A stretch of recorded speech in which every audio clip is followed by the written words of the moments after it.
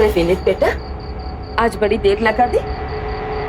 हाँ माँ, ऑफिस में बहुत काम था अच्छा, इसलिए देर हो गई। शैला कहाँ है? अपने रूम में है। तू हाथ मुंह धोकर फ्रेश होकर आ, मैं तेरे लिए खाना लगाती हूँ। ठीक है।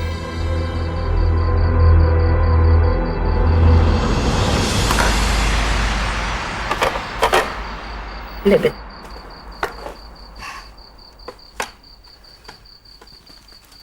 विनू बेटा, तेरी शादी को 4 साल हो गए और तू 32 साल का हो गया बेटा।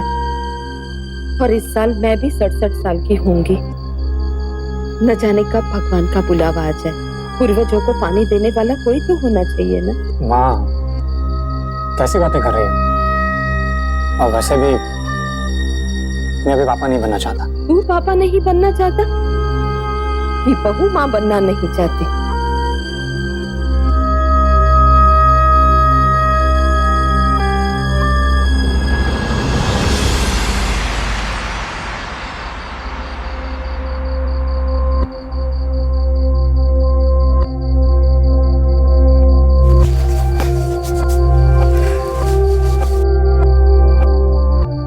जान, मुझे तुमसे कुछ बात करनी है। कोई जरूरत नहीं है, मैंने सब सुन लिया। अब तुम मेरी सुनो। मुझे माँ कब बनना है कब नहीं बनना है ये मेरा डिसीजन है। तुम चाहते हो कि तुम माँ बेटी की खुशी के लिए मैं 9 महीने का दर्द सहूं और अपनी ये फिगर बिगाड़ूं? नहीं, मुझसे ये सब नहीं होगा। यार समझा कर, माँ की भी कुछ तमन्नाएं हैं। अरे अगर इतनी तमन्नाएं हैं तो अनाथ आश्रम से बच्चा क्यों नहीं गोद लेते? हाँ, माँ तो बूढ़ी है, पुराने जमाने की है। लेकिन तुम कब से इतने स्टूपिड बन गए? हाँ, I don't understand one thing. अभी हमारे एंजॉय करने के दिन हैं और तुम चाहते हो कि मैं बच्चा पैदा करूं? तुम जानते भी हो कि पेरेंट्स बनना कितनी बड़ी जिम्मेदारी का काम है। हाँ, हम दोनों साथ में इतने खुश हैं, तो फिर बच्चा पैदा करने का झंझट क्यों चाहिए तुम्हें? हाँ, लिसन, आज के बाद तुम ये सब बातें मुझसे नहीं करोगे, वरना मैं दूसरे कमरे में जाके सोना शुरू कर दूंगी। And I am really serious about it.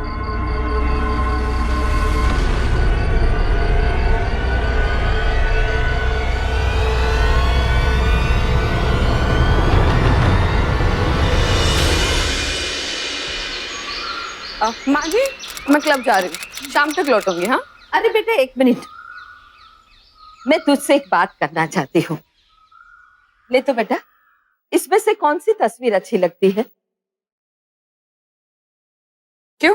अपने विनीत की दूसरी शादी जो करवानी है मुझे। क्या तू माँ बनना चाहती नहीं है तो मैं तुझ पर जबरदस्ती तो नहीं करूंगी। तू अपनी जिंदगी अपने तरीके से जी ले। और मुझे इस घर का वारिस, मेरे विनीत का खून अपना पोता चाहिए। अब ये तुझ पर निर्भर है। अगर तुझे मां नहीं बनना है तो तुझे सौत बनना पड़ेगा।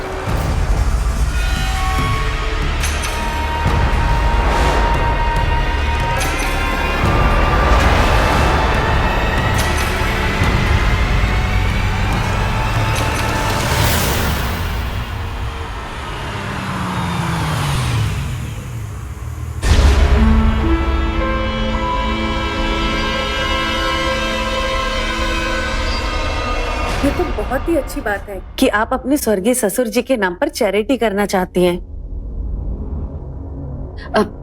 दरअसल मेरे ससुर जी बच्चों से ना बहुत प्यार करते थे और इसलिए मैं उन औरतों की मदद करना चाहती हूँ जो बेसहारा हो, लाचार हो और खासकर माँ बनने वाली हो। ये तो बहुत ही अच्छी बात है। मैं आपको फाइल देती हूँ जिसमें उन औरतों के नाम है जो माँ बनने वाली हैं, लेकिन उनकी आर्थिक स्थिति बहुत कमजोर है।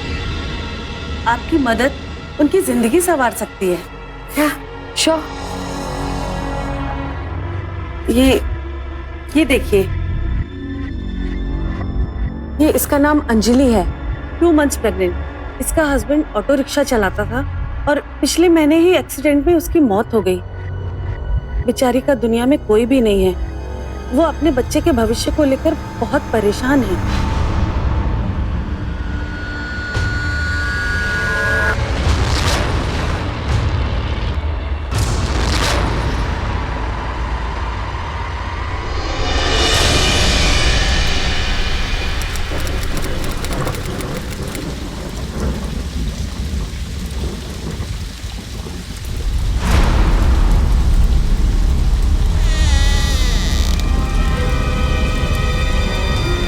नमस्ते,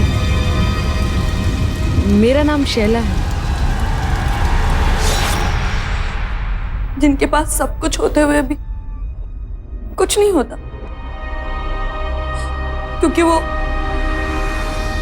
बेऔलाद होते हैं। जानती हो अंजलि, मेरी सास मेरे हस्बैंड की दूसरी शादी करा देना चाहती है, क्योंकि हमारे पास बच्चा नहीं है ना। लेकिन वो ये नहीं जानती कि मेरे हस्बैंड बाप नहीं बन सकते, और ये बात मैं उन्हें बता भी नहीं सकती, इसलिए मैं अंदर ही अंदर कूटती रहती हूँ। अंजलि, प्लीज मेरी एक रिक्वेस्ट मान लोगे क्या? डिलीवरी के बाद तुम अपना बच्चा मुझे दोगी प्लीज? ये आप क्या कह रही है? देखो, तुम अपने बच्चे को कैसे संभालोगी, कैसे पालोगी, मुझे बताओ। मैं उसकी अच्छी परवरिश करूंगी, उसे अच्छी जिंदगी दूंगी। मैं सच कह रही हूँ। इसका मतलब है कि आप यहाँ मुझसे मेरे बच्चे का सौदा करने आई हैं? नहीं, मैं भीख मांगने आई हूँ। प्लीज मुझे अपना बच्चा दे दो, प्लीज। अंजलि, देखो, तुम अभी जवान हो, तुम दूसरी शादी कर सकती हो, लेकिन अगर बच्चा रहेगा तो तुम्हें भी मुश्किलें आएंगी। और एक बात बताओ, एक माँ क्या चाहती है? यही ना कि उसके बच्चे की परवरिश अच्छी हो। अगर तुम्हारा बच्चा यहाँ इस चौल में रहेगा तो उसका भविष्य क्या होगा? लेकिन वही अगर वो मेरे बंगले पे रहेगा तो अच्छे स्कूल में जाएगा, उसकी अच्छी परवरिश होगी, उसकी जिंदगी भी अच्छी होगी, और मेरा घर बिखरने से बच जाएगा। अंजलि, प्लीज प्लीज मुझे अपना बच्चा दे दो, प्लीज।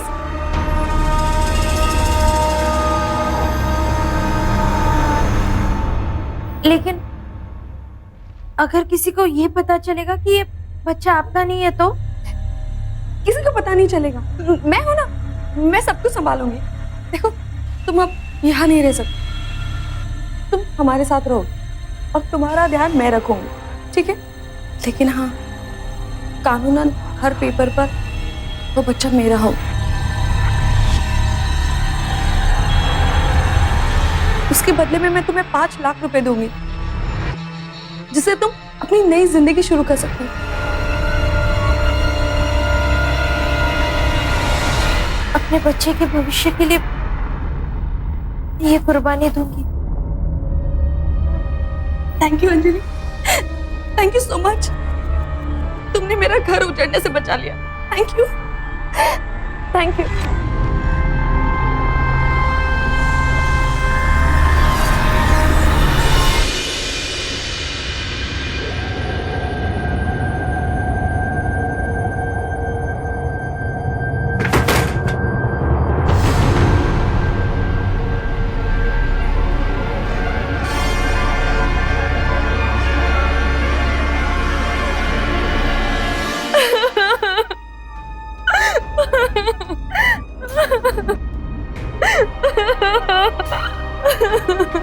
क्या हुआ शैला?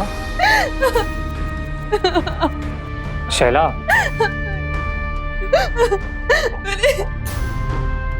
देखो, मैं आज हॉस्पिटल गई थी फ्री चेकअप करवाने। वहाँ मुझे पता चला कि मैं माँ नहीं बन सकती। माँ नहीं बन सकती विनीत।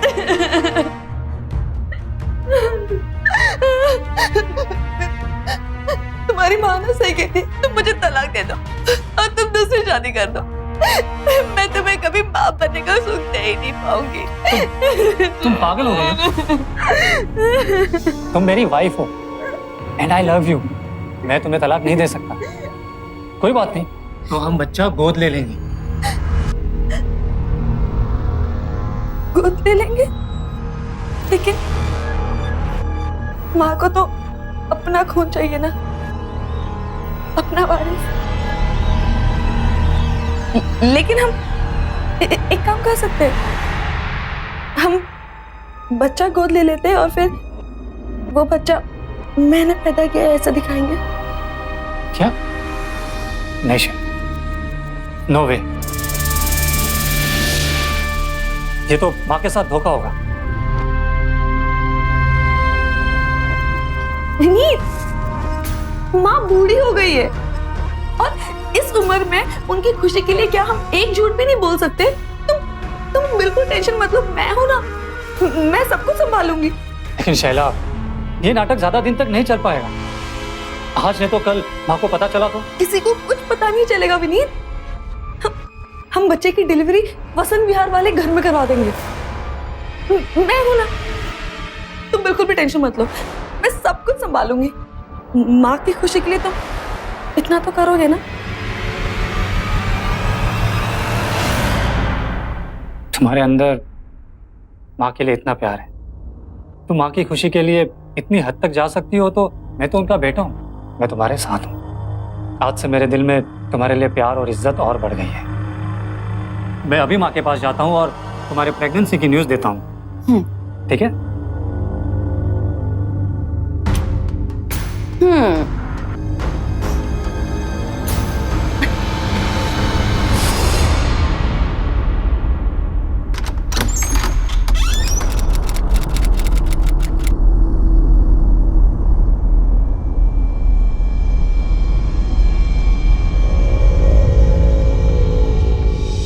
अंजलि, अब तुम यही रहोगी।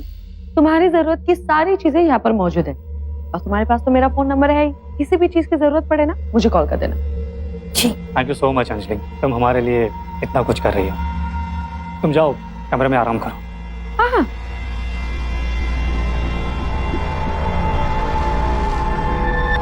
Thank you so much Vineet, thank you मुझे सपोर्ट करने के लिए। Anything for you. बच्चा गोद लेना कोई अपराध नहीं है, बल्कि इससे तो एक बेऔलाद दंपत्ति के जीवन में खुशियां आती हैं। एक बेसहारा बच्चे को माँ बाप का प्यार और बेहतर भविष्य मिलता है। लेकिन इसके पीछे शैला की जो सोच थी वो गलत थी। अगर वो माँ नहीं बनना चाहती थी तो बेशक ये उसका अधिकार है, लेकिन इस बात को छिपाने के लिए जिस तरह से उसने अपने पति और अपनी सास को धोखा दिया, वो यकीनन एक अपराध की शुरुआत थी। हालांकि शैला की सास ने जो रास्ता इख्तियार किया वो थोड़ा सख्त जरूर था और एक पढ़ी लिखी समझदार महिला की नजरों में शायद जायज भी नहीं था, लेकिन शैला ने भी तो गलत रास्ता चुना।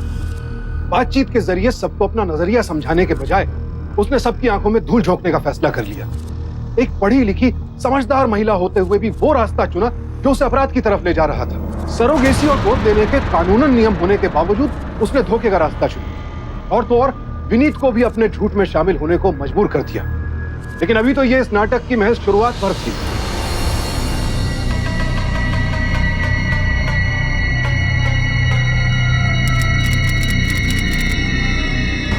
आज नहीं तो कल माँ जी पूछेंगी कि पेट क्यों नहीं निकल रहा। ओह गॉड, ये तो मैंने सोचा ही नहीं। अब क्या करूं?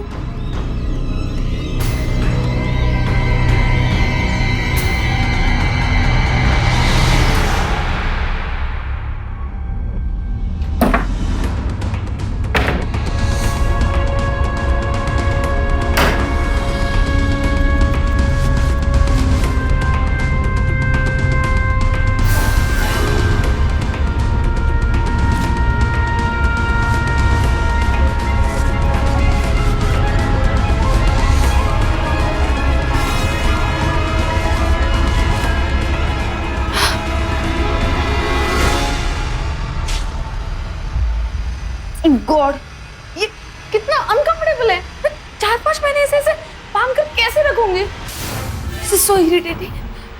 क्या करूं?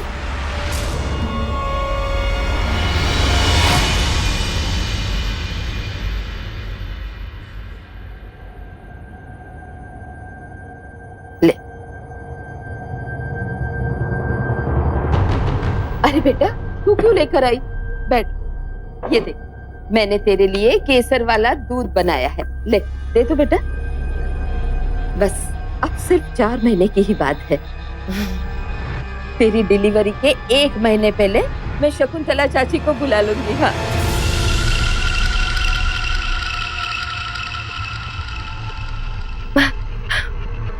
विनी, तुमने माँ को बताया नहीं कि डॉक्टर ने क्या कहा? क्या कहा डॉक्टर ने? सब ठीक तो है बेटा? हाँ माँ जी, सब ठीक है। बस माँ जी, डिलीवरी यहाँ पर नहीं हो पाएगी। क्यों? वो माँ जी, डॉक्टर ने कहा कि खून की बहुत कमी है और दवाइयों से भी कंट्रोल नहीं हो पा रहा है। बच्चे की अच्छी हेल्थ के लिए हमें डिलीवरी तक हिल स्टेशन में रहना होगा।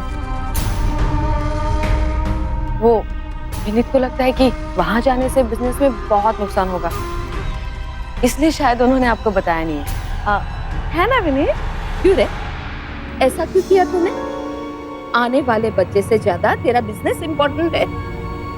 अरे 4 महीना नुकसान ही सही, लेकिन मैं आने वाले बच्चे के साथ में कोई समझौता नहीं कर सकती, समझा? तू कल ही बहू को लेकर हिल स्टेशन जाएगा, ये मेरा डिसीजन, समझा ना? ले बेटा, खा, अच्छे से खाना, समझी?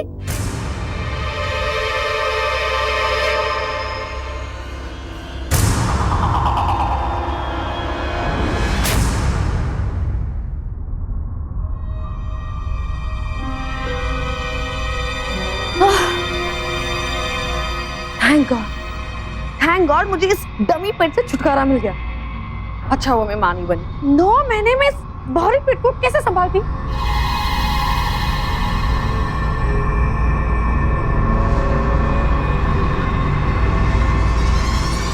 अंजलि, तुम ऐसे मत देखो, अब डिलीवरी तक हम लोग यही रहने वाले हैं ताकि किसी को हम पे शक ना हो। और हाँ, एक और बात, मैं बाहर हॉल में नहीं सो सकती, मैं अंदर सोने वाली हूँ, तुम बाहर सोना, ठीक है? इतनी गर्मी हो रही है यहाँ पर, मैंने तो आज ही अंदर एसी लगवा देना, ठीक है? मैं फ्रेश होकर आती हूँ। सब मैं ये सामान अंदर रख देती हूँ। अरे नहीं नहीं, सामान मैं रख दूंगा, आप आराम कीजिए।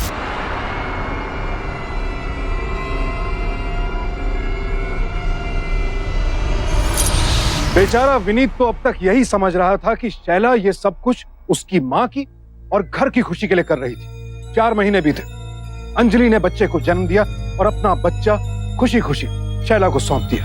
एक तरफ अंजलि थी जिसने अपने बच्चे के भविष्य के लिए इतना बड़ा त्याग किया, और दूसरी तरफ थी शैला जिसने अपने स्वार्थ, अपने सुख के लिए उसी बच्चे को हथियार बनाया।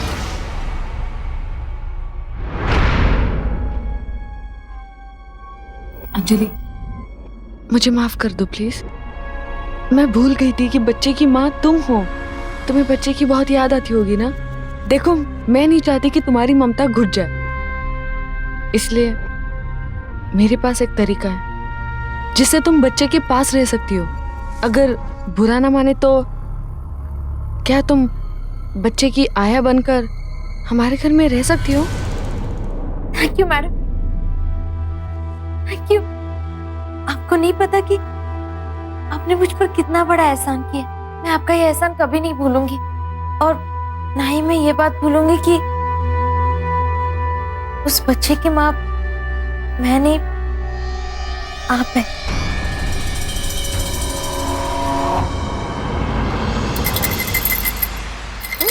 मम्मा, मम्मा, ओ लो लो लो लो लो। मेरी सोशल ग्रुप की मीटिंग है, मैं शाम तक वापस आ जाऊंगी, ठीक है? जी मैम। शैला, तुम कहीं नहीं जाओगी, बच्चा तुम्हारा है। माना कि अंजलि अच्छी आया है, पर एक बार बच्चे को आया की आदत पड़ जाएगी ना, फिर वो तुमसे संभलेगा नहीं। बच्चे का ध्यान तुम्हें ही रखना पड़ेगा, समझी?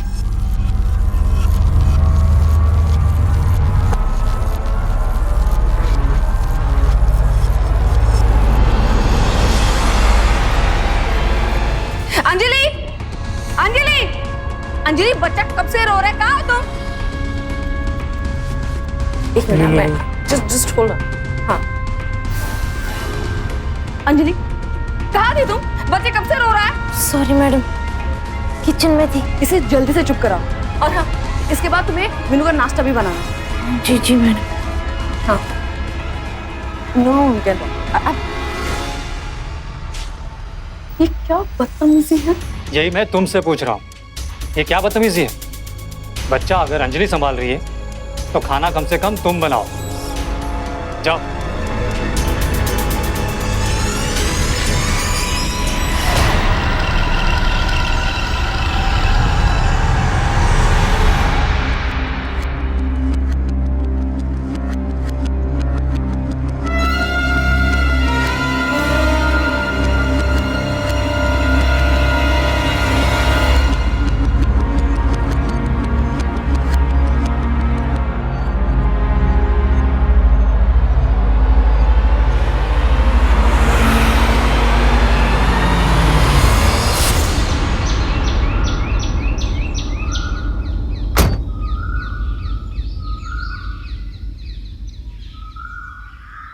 क्या हुआ अंजलि? मैं यहाँ आई थी ताकि मैं अपने बच्चे के करीब रह सकूं। मेरा शैला जी से आपको या मुन्ने को दूर करने का कोई इरादा नहीं है। इसमें शैला जी चाहती है कि मैं यहाँ से चली जाऊं। तुम्हें कहीं जाने की जरूरत नहीं है, मैं शैला से बात करूंगा।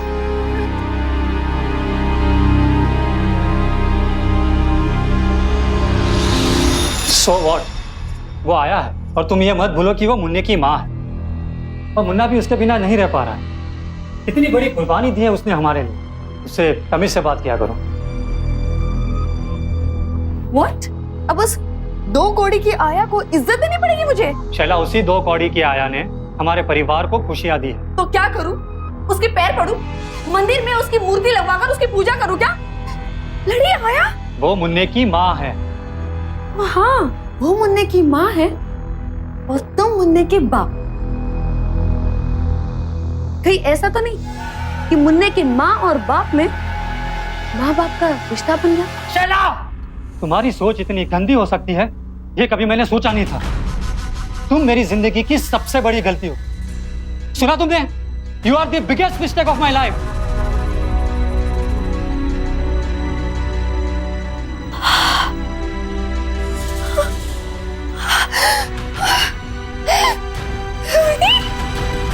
मैं तुम्हारी भूल हुई या नहीं है मैं नहीं जानती, लेकिन आज मुझे थप्पड़ मारकर तुमने बहुत बड़ी भूल की, बहुत बड़ी भूल की।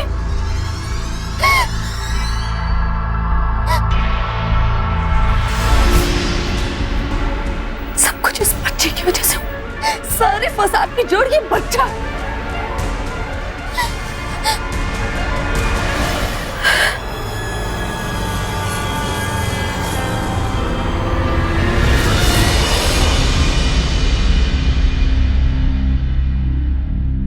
सॉरी सक्सेना साहब, मगर बच्चा देर रात को ही चल बसा है।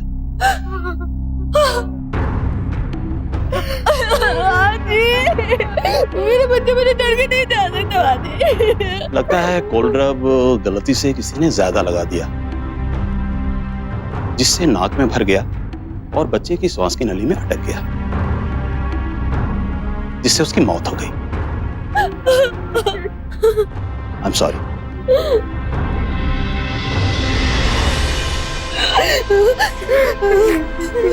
सब इसकी वजह से हुआ। इसी की नजर थी मेरे बच्चे पर। क्यों किया तूने ऐसे? बता, क्यों किया तूने ऐसे? आज मैंने ना इसको जाने के लिए कहा था ना, तो उसी का बदला लिया इसने। इसी ने मारा मेरे बच्चे को, इसी ने मारा। मुझे ये ना इस घर में नहीं रहेगी, अभी 1 मिनट भी इस घर में नहीं रहेगी। निकल जा मेरे घर से, निकल जा मेरे घर से।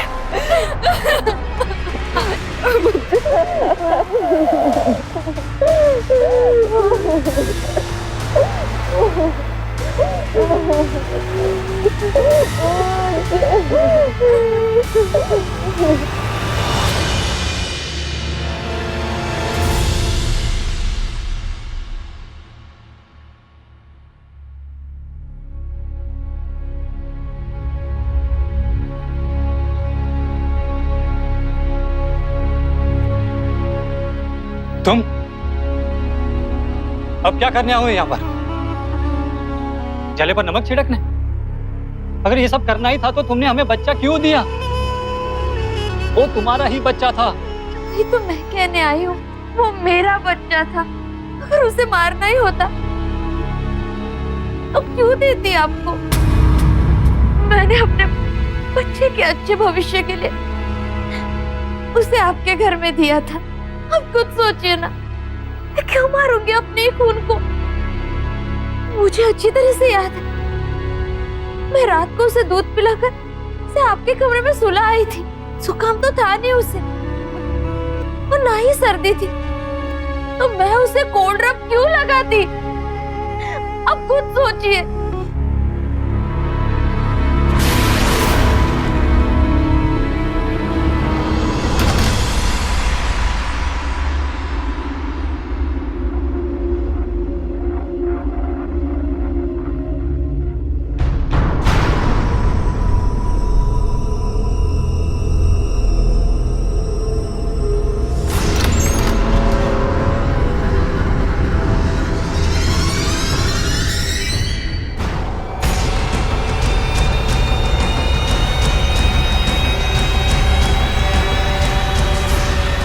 पाँच दिन पहले खरीदा हुआ कोल्ड ड्रॉप का भी, लेकिन हमारे घर में तो किसी को भी जुकाम नहीं है।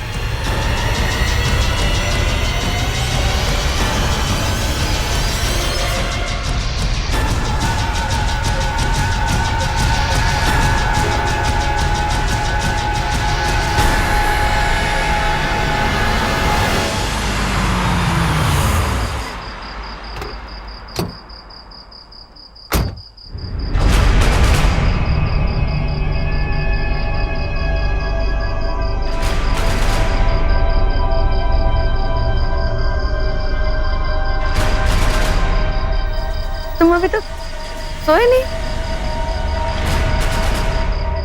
नहीं, लगा तुम्हारी तबीयत खराब है तो हालचाल पूछने के लिए जाग रहा था। मेरी तबीयत को क्या हुआ? मुझे लगा कि तुम्हें बहुत तेज जुकाम है। मुझे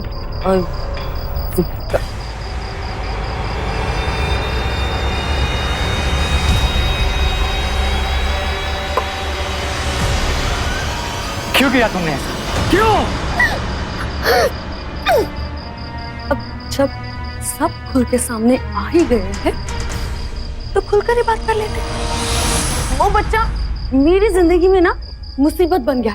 उस बच्चे की वजह से मैं कहीं ना जा सकती थी ना आ सकती, और उस बच्चे की वजह से तुम उस आया को ज्यादा इंपॉर्टेंस देने लगे। तो मैंने भी सोचा उस बच्चे को इस दुनिया में मैंने लाया और मैंने उसे इस दुनिया से भेज।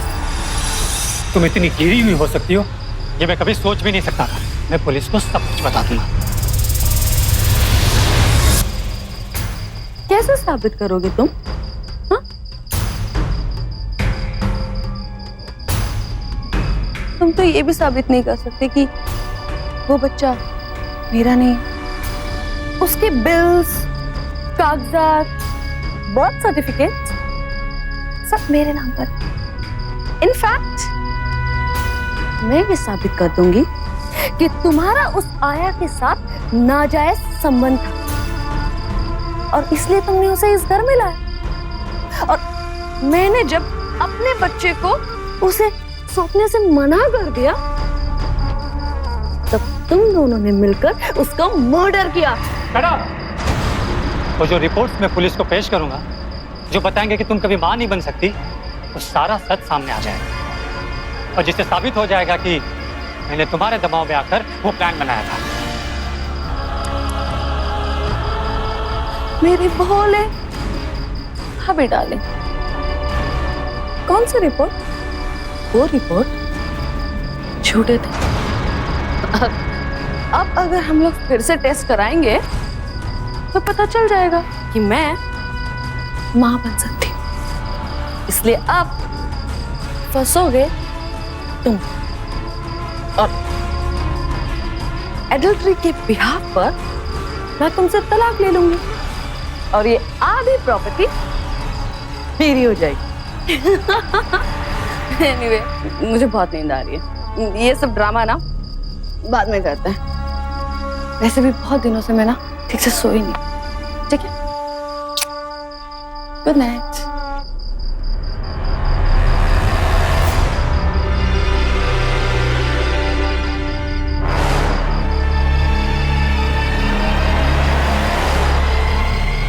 शैला का अपराध कोई साधारण अपराध नहीं था। अपने पूरे होशो हवास में एक बच्चे की जान ली थी उसने।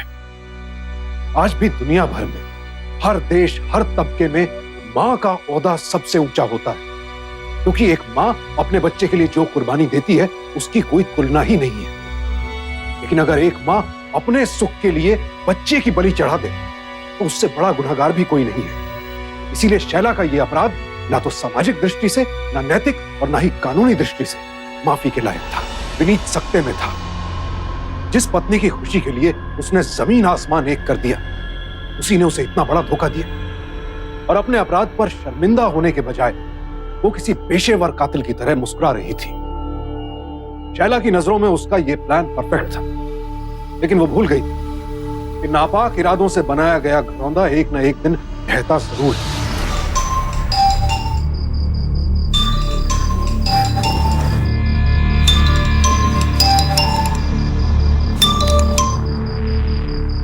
हेलो, अंजलि बोल रही हूँ। तुम्हारी हिम्मत कैसे हुई मुझे फोन करने की? बच्चा तो खो ही दिया है मैंने, और पैसे भी नहीं मिले।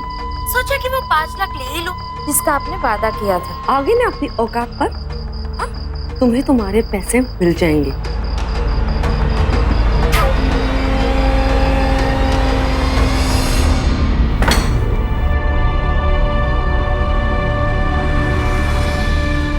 किश्त ले आई?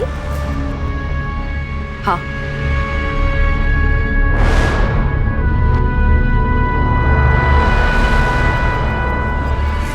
ये लो तुम्हारे 5 लाख रुपए।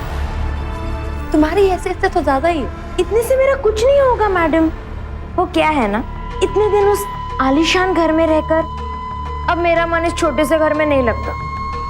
तो आप एक काम कीजिए, वो वसंत विहार वाला घर मेरे नाम कर दे। क्या बकवास कर रही हो तुम? तुम्हारा दिमाग खराब है? जिसके कारनामे ही ऐसे हो, उसे ब्लैकमेल करने में हर्जी क्या है? कहना क्या चाहती हो तुम?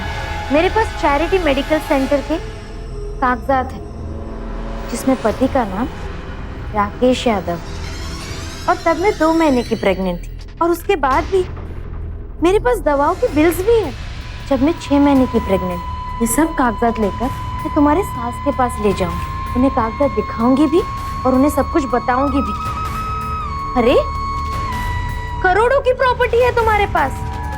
अब इतने बड़े सागर में से मैंने 2 लोटा पानी ले भी लिया, तो क्या बुरा किया? अब जाओ, मुझे चैन से सोचने दो कि अपने आप को तर रखने के लिए मुझे और कितने पानी की जरूरत है।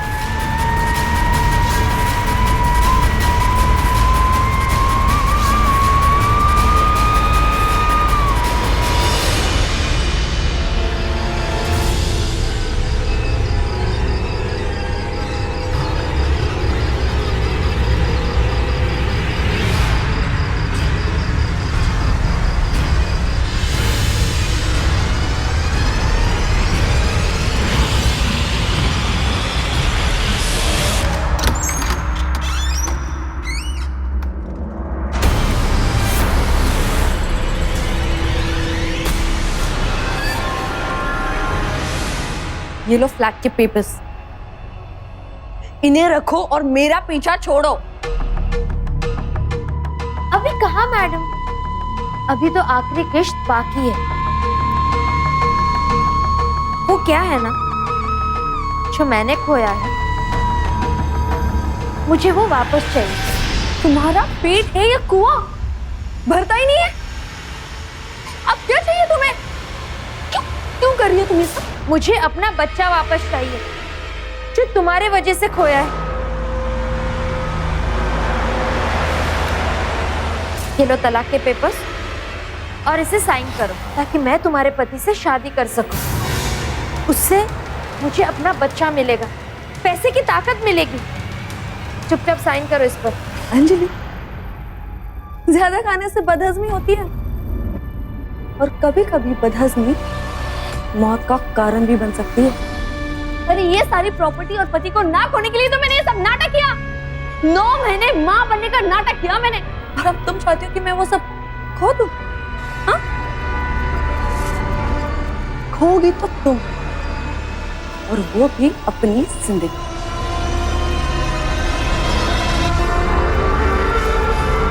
ये तुम क्या कर रही हो? गन नीचे करो। मैं वादा करती हूँ कि मैं लौट जाऊंगी। मैं कभी तुम्हें ब्लैकमेल नहीं करूंगी आज के बाद, लेकिन ये गन नीचे करो। मैं तुम्हें नहीं छोड़ सकती। वो क्या है ना अंजलि, कि कांटा निकालो तो पूरा ही निकालो। आधा फंसा हुआ कांटा ज्यादा दर्द देता है।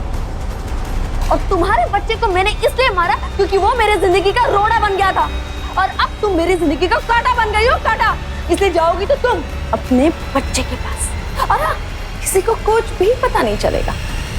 तुम्हारा बच्चा तुम्हारा इंतजार कर रहा है।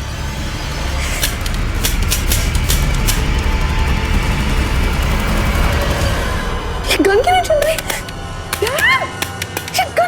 क्योंकि ये गन मेरी है और मैंने इसमें से गोलियां निकाल ली। ये सब इसलिए करना पड़ा ताकि पुलिस तुम्हारे ही मुंह से तुम्हारा बयान सुन सके। उस रात तुमने जो कहा उसके बाद मैं समझ गया था कि तुम कितनी बड़ी क्रिमिनल हो। तुमने एक मासूम की जान ली। तुम्हें सजा दिलाने का एक ही तरीका था कि तुम्हारे ही मुंह से सच उगलवाया जाए, और इसीलिए मैंने अंजलि से बात की और तुम्हें ब्लैकमेल करने का प्लान बनाया। शैला ने जो किया उसके लिए उसको सजा मिलनी बहुत जरूरी। अगर तुम हमारा साथ देती हो तो तुम्हारे बच्चे को भी इंसाफ मिल जाएगा।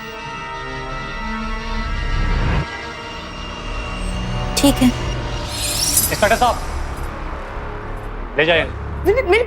मेरी बात तो सुनो। तुम्हारा खेल खत्म हुआ शैला। नहीं, रुको ना आप रुको। मेरा बेटा मेरे लिए सब कुछ था। अपने दिल पे पत्थर रख के मैंने उसे तुम्हें सौंपा ताकि तुम उसे अच्छा भविष्य दे सको। लेकिन तुमने क्या किया? अपने स्वार्थ के लिए तुमने मेरे बेटे की जान ले ली। तुम जैसी औरत माँ के नाम पे कलंक है। ले जाओ इसे। विनीत, मेरी बात तो सुनो।